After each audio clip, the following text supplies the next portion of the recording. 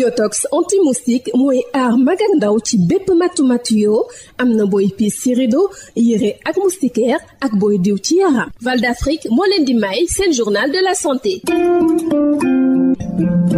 dalleen ak jàmm. accident vasculaire cérébral mu di AVC nit ñu bëri ñu ngi koy am ci jamono goo xamante ni prise en charge bi jafe-jafe la rax ci dolli dafa seer waaye nit koo xamante ni AVC da koo dal su dee ñeenti waxtu ak fanweeri simili yi topp ci bi muy def AVC bi teel nañoo jóg ci moom du ko bàyyil benn jafe-jafe loolee tax ñuy xamle ni prise en charge bi dafa war a nekk luy door ci kër ga ñu teewlu ci Bamba Cissé moo di président bu association sénégalaise bii di xeex AVC yi.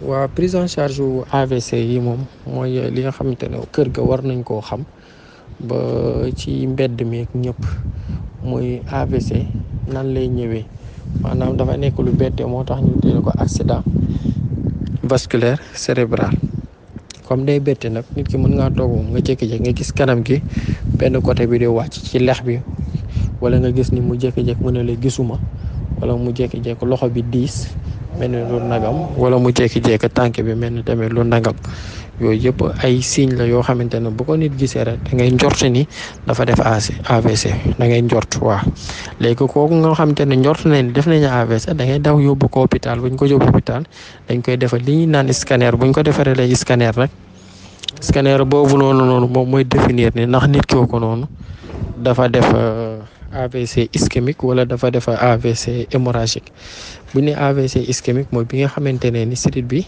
dafa fat mais bu ñu nee AVC hémorragique mooy bi nga xamante ne ni sidit bi dafa toj waaye loolu nag scanner moo koy mën a wax wala IRM ñoom ñoo koy mën a wax léegi buñ ko médecin bi xoolee ci ñaar yooyu bu nekk dafa am traitement bu nga xamante ne moom la ko médecin bi di defaral ndax prise en charge boobu noonu dafa métti te dafa diis ndax fukki fan yoo def rek ci biir hôpital Fann rek daanaka di nga perte 300 ba 500 000 sax ndaxte IRM bi rek mu ngi dem ba ay 175 000 bokkul ak scanner bi ngay def ticket yi ngay dagg hospitalisation beeg yooyu donc prise en charge bi dafa diis bu dee état bi tamit mën nañu cee dimbali li tamit association bi ñuy jàppale nit ñi dimbali tamit maladie. waaw surtout maladie mu dimbali leen wàññi leen li nga xamante ne mooy scanner bi ak IRM bi dina ci baax lool.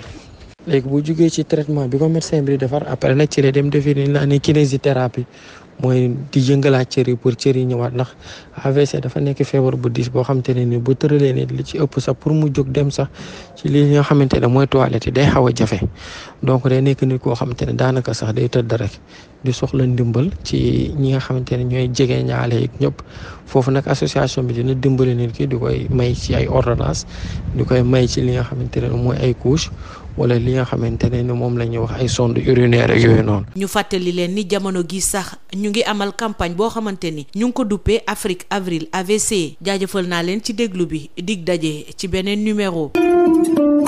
Yotox anti-moustique mooy aar mag ak ndaw ci bépp matu-matu yoo am na booy piis ci rido yére ak moustiquaire ak booy diw ci yaram. Val d'Afrique moo leen doon may seen journal de la santé. Yotox anti-moustique pour le corps, les vêtements, les rideaux et draps vous protège contre les moustiques chez l'adulte et l'enfant. Val d'Afrique vous offre votre journal de la santé. Bonjour. Accident vasculaire cérébral AVC, beaucoup de personnes en souffrent et la prise en charge pose problème et est chère. La personne atteinte d'AVC peut ne pas toutefois traîner de séquelles si elle reçoit les premiers soins dans les 4h30 qui suivent son AVC. Voilà pourquoi la prise en charge est d'abord familiale.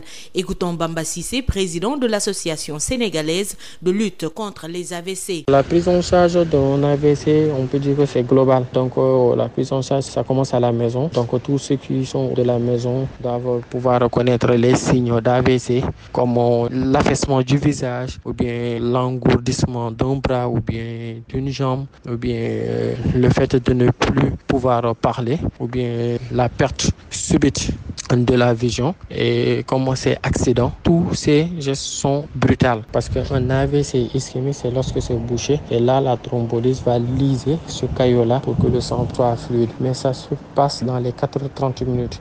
Au-delà des 4h30 minutes, c'est quasiment impossible. Et là aussi, le produit, il est trop cher. C'est un problème aussi parce que ce produit, il coûte entre 800 000 jusqu'à 1 200 000. Et tous les Sénégalais ne peuvent pas avoir en 4h30 minutes 1 200 000. Donc, c'est une urgence de connaître les signes et c'est une urgence aussi de faire aussi de la prévention par rapport à cette maladie. La prise en charge est très très lourde pour les AVC parce que les médicaments coûtent très très cher et l'hospitalisation aussi. On peut faire un minimum 2 semaines ou bien même 10 jours ou même 1 mois à l'hôpital avec les médicaments à prendre et tout. C'est pas facile, les scanners, les imageries comme aussi l'IRM, c'est pas facile, c'est très dur. Donc du coup, c'est une prise en charge qui est très lourde et si l'État pouvait aider aussi les Sénégalais sur cette prise en charge, ça serait très bien pour ces patients qui en souffrent vraiment. Mais l'AVC est une maladie très redoutable qui crée des problèmes neurocognitifs et motrices.